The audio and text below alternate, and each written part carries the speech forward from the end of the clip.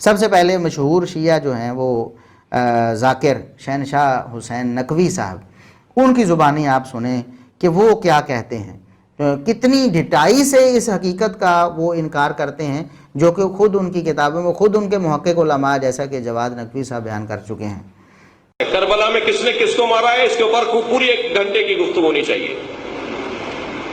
کربلا میں شیعوں نے امام حسین کو مارا ہے، یہ ہماری شرافت ہے اور ہماری قلت ہے جو ہم تمہیں جواب نہیں دیتے۔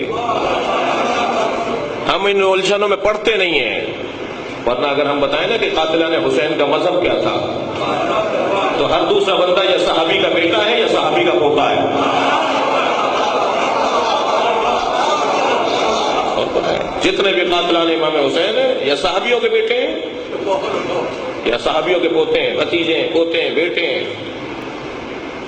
سعد ابن ابی وقاص سے تو نام ہے، اس کا بیٹا ہے عمر ابن سعد، عمر ابن سعد ابن ابی وقاص، کربلا میں امام حسین کو مارا۔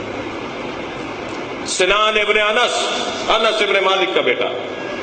آپ نے سنا، کہتے ہیں کہ ہماری یہ شرافت ہے اور ہم کم ہیں تعداد میں اس لیے ہم چپ کر جاتے ہیں کہ کربلا میں شیعوں نے سیدنا حسین رضی اللہ عنہ کو شہید کیا، یہ بالکل ہم جھوٹ ہے اور ایسا کچھ نہیں ہے، وہ تو صحابہ کے بیٹے تھے نعوذ باللہ۔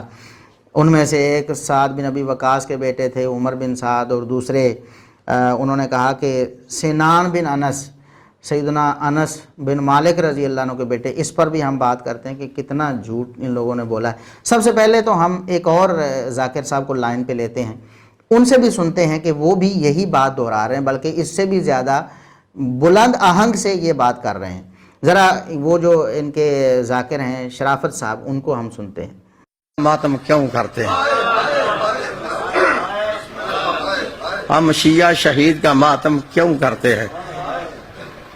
جب کسی مولوی کی کہیں بھی پیش نہ جائے پھر وہ یہاں آتا ہے، چھوڑو ان شیعوں کو، ان شیعوں نے خود حسین کو شہید کیا ہے، اور بعد میں گناہ بخشوانے کے لیے ماتم کرتے ہیں۔ لو بھی اس کھوڑے کے اندر میں اپنی جان پہ کھیل کر تمہیں یہ سنانے لگا ہوں۔ یہ بات کہنی آسان ہے کہ شیعوں نے حسین کو شہید کیا ہے، یہ بات کہنی آسان ہے، لیکن اس کو میرے سامنے بیٹھ کے ثابت کرنا ناممکن ہے۔ مشکل نہیں، ناممکن ہے کہ شیعوں نے حسین کو شہید کیا ہے۔ جن کو تاریخ کا واسطہ ہے نا، ان سے میری بات ہے، میرے بتائے ہوئے قاتل پوری دنیا میں کوئی مائی کا لال غلط ثابت کرے، میں منہ مانگا انعام بھی دوں گا، اس کے ہاتھ پہ بیعت بھی کروں گا۔ شیعوں نے حسین کو شہید نہیں کیا۔ تیسرا قاتل ہے عمر بن سعد، سعد بن ابی وقاص صحابی رسول اللہ، اس کا بیٹا ہے یہ وہ ملعون ہے جس نے کربلا کے میدان میں حسین کی طرف پہلا تیر چلایا تھا۔ جی، انہوں نے بھی یہی کہا کہ جو قاتل ہیں سیدنا حسین رضی اللہ عنہ کہ وہ کوفی شیعہ نہیں ہیں۔ وہ کہتے ہیں کہ یہ جھوٹ بولتے ہیں۔ ہم آپ کو بتاتے ہیں کہ یہ کوفی شیعہ قطعاً قاتل نہیں تھے، بلکہ وہ سعد بن ابی وقاص رضی اللہ عنہ کے بیٹے کا نام لیتے ہیں کہ سعد بن ابی وقاص رضی اللہ عنہ کا بیٹا عمر بن سعد یہ قاتل تھا۔ اب ہم ان سے پوچھتے ہیں کہ یہ بات آپ ہمیں کہہ رہے ہیں کہ ہم جھوٹ بول رہے ہیں، اہل سنت جھوٹ بولتے ہیں، خود آپ کے جو علماء ہیں یا آپ کی کتابیں جو بول بول کر لکھ رہی ہیں، یہ جواد نقوی صاحب بتا رہے ہیں کہ رینٹ پہ حاصل کیا گیا کوفی شیعوں کو، اور کوفی شیعوں نے ہی شہید کیا، خون بہایا نواسہ رسول سیدنا حسین رضی اللہ عنہ کا۔ یہ مصیبت ہے، یہ مشکل ہے، یہ المیہ ہے۔ یہ رینٹ، آپ کو پتہ امام حسین علیہ السلام کو کرائے پہ مروایا گیا ہے؟ علم میں ہے نا آپ کی یہ بات؟ عبید اللہ نے یہ کوفی لشکر جو مسلم ابن عقیل کے ساتھ تھا، یہ سارا بیچ دیا کربلا میں امام حسین کو شہید کرنے کے لیے۔ وعدہ کیا دیا تھا؟ باقاعدہ اس نے 7 مامور رکھے تھے، 7 کارکردگی رپورٹ بنانے والے رپورٹر رکھے تھے کہ دیکھنا کتنی تلواریں کون چلاتا ہے، کتنے بندے کون قتل کرتا ہے، کتنے نیزے کون مارتا ہے، یہ ساری ڈیٹیل لکھنا۔ وہ لکھ رہے تھے، اور اس نے فیس رکھی ہوئی تھی، ہر تلوار کے زخم کے بدلے اتنی فیس دوں گا، हर नेजे के बदले इतनी फीस दूंगा, हर पत्थर के बदले इतनी फीस दूंगा। और ये ऐसा ही करते, जब किसी को शहीद करते फौरन जाके रजिस्टर्ड करवाते, लिखो ये मेरा शहीद है, ये मैंने शहीद किया है। उमर साद को जाकर रिपोर्ट पेश करते, उमर साद ये मेरे नाम लिखो, ये शहजादा मेरे नाम लिखो। सहाबा के नाम के जो बेटे वो कोई मासूम अनिल खता थे, जुराम हो सकते हैं, उनसे गुनाह भी हो सकते हैं, होते भी थे।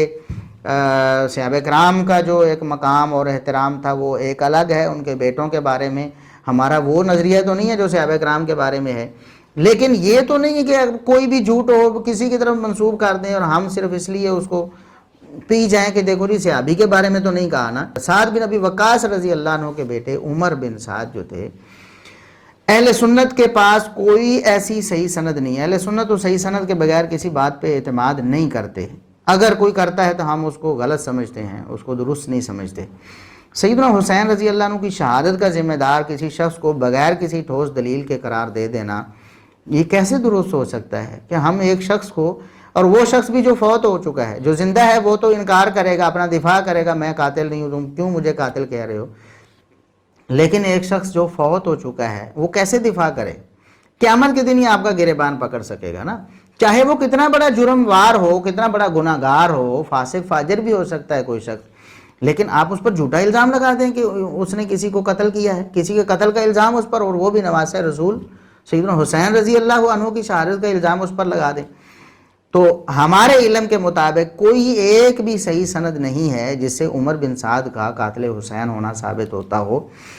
लोगों ने नाम लिखे हैं रिवायात की बिना पर, कुछ रिवायात ज़ईफ़ हैं, कुछ मुनकर मौजू मनगढ़ंत, तारीख़ की रिवायात देखकर बाज़ लोगों ने लिख दिया, बाज़ अहले सुन्नत के उलमा ने भी कुछ नाम लिख दिए तारीख़ के तौर पर, कि तारीख़ में ये आता है कि फ़लाँ फ़लाँ कातिल हुसैन था, उसमें उमर बिन साद का भी बाज़ ने नाम लिख दिया।